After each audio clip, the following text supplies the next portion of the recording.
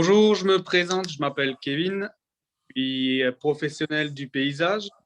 J'ai fait BEP, Bac Pro et BTS en alternance. J'ai fait mon apprentissage en Alsace. Je suis parti pendant 2 ans vers Le Mans, où j'ai fait beaucoup de chantiers, piscines, jardinage, etc. J'étais pendant 2 ans dans les bureaux en tant que responsable d'entretien. Et actuellement, je suis de l'autre côté de la frontière en Suisse, où je fais du chantier en tant que chef d'équipe, beaucoup de création végétale et en Suisse, beaucoup de travail sur le béton. Mais aujourd'hui, je suis venu vous parler d'un chantier qu'on a réalisé la semaine dernière sur un toit végétalisé pour une entreprise. Pour vous situer le projet, c'est une entreprise internationale, même pour vous dire multinationale, qui a racheté des locaux et qui a fait 3 patios au milieu de son toit pour pouvoir faire des aires de pause pour les employés de l'entreprise. Les 3 patios ont été plantés de façon étudiée sur 3 thèmes distincts.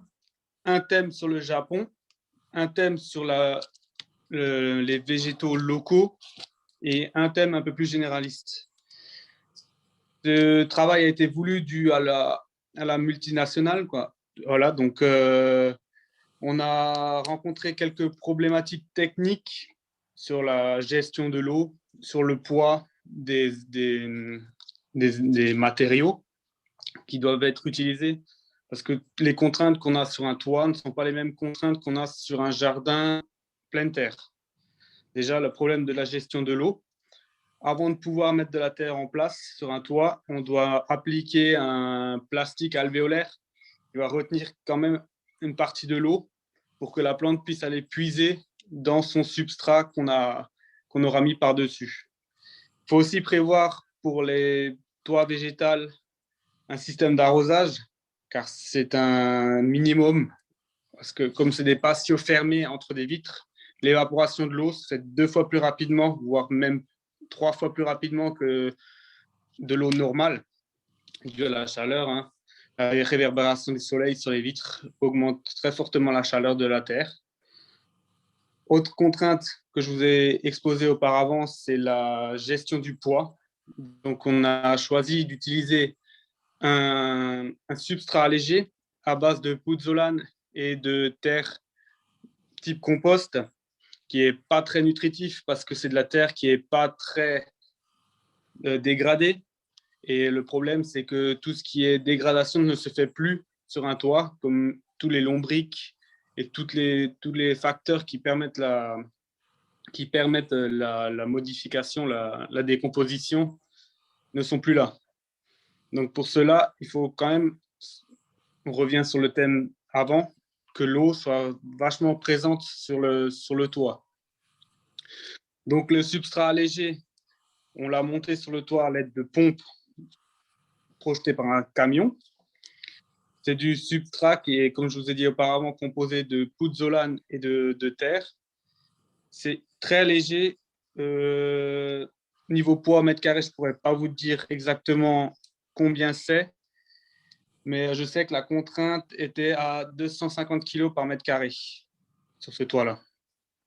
Donc, c'est vraiment très, très peu par rapport après encore à rajouter des modes de plantation. Donc, le choix des sujets est aussi important après pour la plantation. Donc, tout ça est à tenir compte dans une problématique de gestion de toit végétal. Pour le premier patio, le choix des végétaux a été, comme je vous l'ai dit auparavant, choisi sur un thème japonais. Donc là, c'était vraiment des végétaux de type érable japonais pour les gros sujets qui n'ont pas un fort développement racinaire en profondeur, qui ont plutôt un développement fasciculé, du coup, qui va s'étaler sur la surface complète du toit et non sur un pivotant qui va descendre dans la couche. En autre type d'arbuste, on avait du Cornus cusa, qui fait aussi partie des plantes japonisantes à la mode en ce moment. Puis on a aussi travaillé beaucoup pour du couvre-sol, sur de la fougère et de tout ce qui est différents types de graminées. Voilà pour le premier. Ensuite, sur le système d'arrosage mis en place dans cet espace, c'est un système de goutte à goutte qui a été mis en place, qui a été programmé par un installateur indépendant. Pour les arbres, c'était un goutte à goutte avec un débit double par rapport au goutte à goutte traditionnel, car la contrainte des arbres, c'est qu'elles demandent 2 fois, voire 10 fois plus d'eau qu'une simple graminée. Sur le deuxième patio, on a travaillé sur un aspect plus local. Comme je vous ai dit auparavant, on est en Suisse. Donc, on travaille sur de la végétation plus locale. Donc, tout ce qui est charme, charmie, tout ce qui est petit et qui ne grandit, sur du pin miniature, justement, pour éviter justement cette propagation racinaire et permettre de garder quand même un certain ensemble quoi, sur la végétation.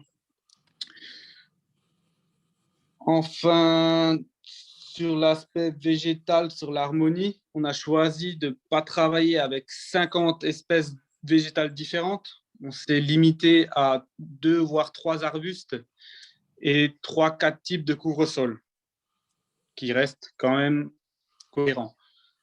Nous, on a essayé de travailler par zone de tâches, comme on pourrait le trouver dans la nature, en forêt. Vous n'allez jamais trouver un végétal isolé ou un végétal qui va pousser tout seul dans une forêt. Vous allez toujours retrouver des petits groupes mélangés en symbiose avec quelques autres végétaux. Hein.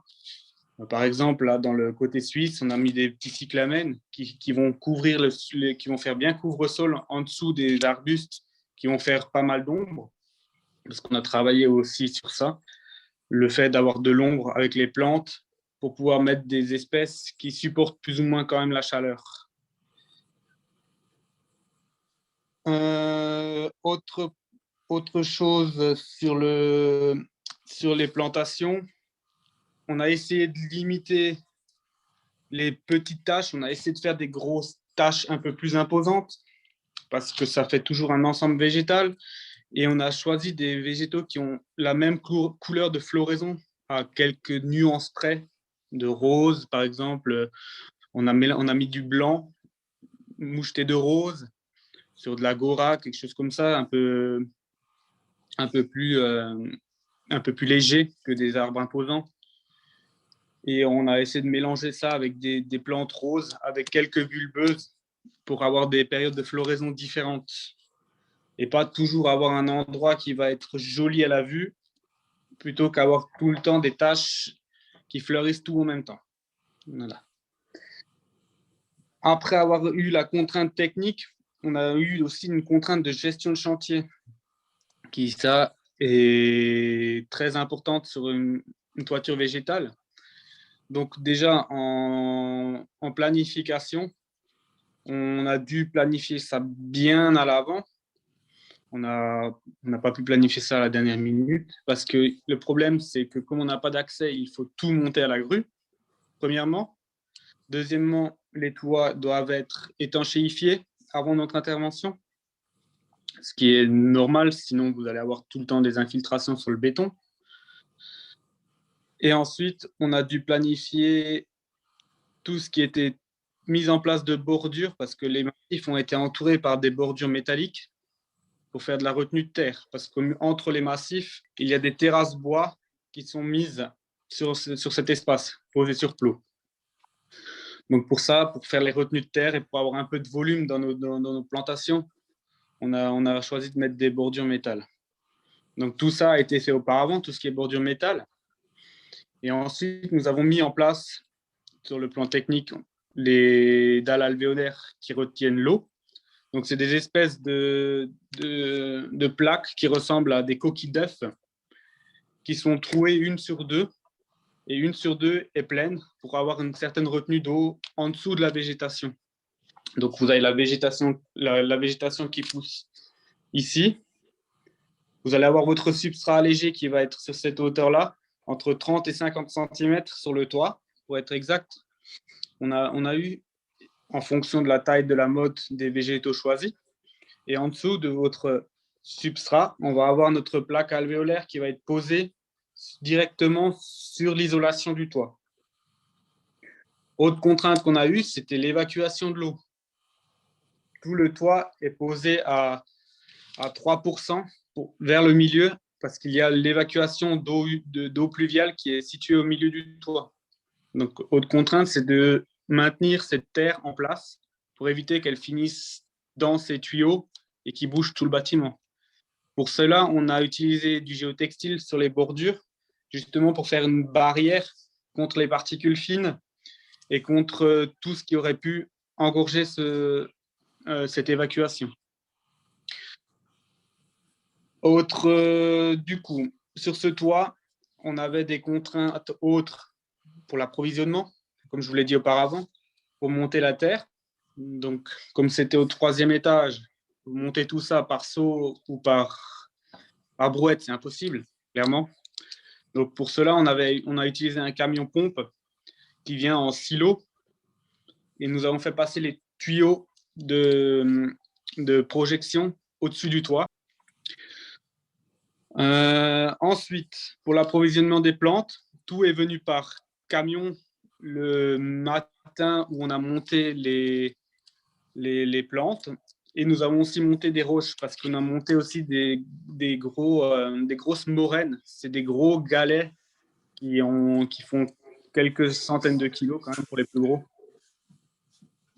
Tout en ayant conservé la problématique du poids au mètre carré sur le toit. On n'oublie pas ça, c'est super important. Sinon, on retrouve tout au 3e sous-sol, hein, si on ne fait pas attention à cette problématique. Hein. Et ça, c'est niveau assurance, c'est très, très... Il faut faire très, très attention à ça, sur la problématique du toit végétal. Donc, les plantes, comme je pense que vous l'avez appris en cours, pendant la réception de chantier, il faut vérifier la quantité, la qualité et les espèces qu'on reçoit. Toujours vérifier, parce que c'est souvent là où on a des problèmes, surtout sur la qualité de réception. Attention qu'elle soit bien arrosée, que les branches ne soient pas cassées, et qu'on a bien sûr toutes les espèces commandées, ce qui est des fois pas le cas. Alors, faire toujours très attention à ça. Ensuite, on a tout mis en palox, en grand palox, pour pouvoir justement monter ça par grue. Donc, tout ça a été planifié à peu près 1 mois auparavant, justement pour éviter justement tout problème à la dernière minute. Ensuite, pour la gestion des plantations, on a choisi de mettre en place en premier tout ce qui était gros arbres, donc tous les érables, les cornus et les listes des végétaux que je vais vous faire parvenir aussi à Florian. Tout ça, on a dû mettre en place ces arbres en premier, mettre l'arrosage déjà autour de ces arbres en premier, comme il demande un arrosage particulier. C'est de l'arrosage qui coule quasiment en permanence sur ce toit, comme c'est du goutte à goutte et que c'est quand même des végétaux qui demandent relativement beaucoup d'eau. On est obligé d'avoir une gestion de l'eau assez importante. Je sais qu'en période estivale, c'est pas évident, mais en Suisse, ils n'ont pas les mêmes contraintes et pas les mêmes arrêtés qu'en France par rapport à la gestion de l'eau. Ça, il faut le noter. Sur le choix des végétaux en France, ça sera plus limité. On va plus partir sur des végétaux qui ne souffrent pas trop de la chaleur et qui ne souffrent pas trop de la sécheresse, du style sédum et plantes assez grasses qui contiennent déjà de l'eau en elles-mêmes. Donc ensuite, après avoir planté les arbres, j'ai choisi de mettre en place tout ce qui était plantes couvre-sol, ce qu'on a planté du coup dans ce substrat, et où on a installé le goutte à goutte par la suite. Le problème qu'on a rencontré, c'est que le goutte à goutte n'est pas venu tout de suite après la plantation. Donc le problème, c'est qu'il a fait 25 degrés. Donc 25 degrés avec la réverbération du soleil contre les vitres, pour rajouter au moins 15 degrés. Vous êtes à 40. Donc comme le substrat ne retient pas l'eau et il le laisse passer comme c'est un substrat allégé et que c'est que de la pierre quasiment, donc toute l'eau s'est évaporée, donc il n'y avait plus d'eau sur le terrain. Donc on a dû absolument arroser directement après pour justement éviter cette évaporation de l'eau. Et enfin, sur la réception de chantier, du coup, on a encore mis en place un système de paillage par-dessus, léger, vraiment léger, avec de la pouzzolane broyée toute fine, pour revenir couvrir notre plantation, pour éviter l'apparition de mauvaises herbes. Parce que ça aussi, sur un toit, avec les oiseaux qui emmènent les graines, le vent et toute l'activité humaine, ça emmène pas mal d'adventices.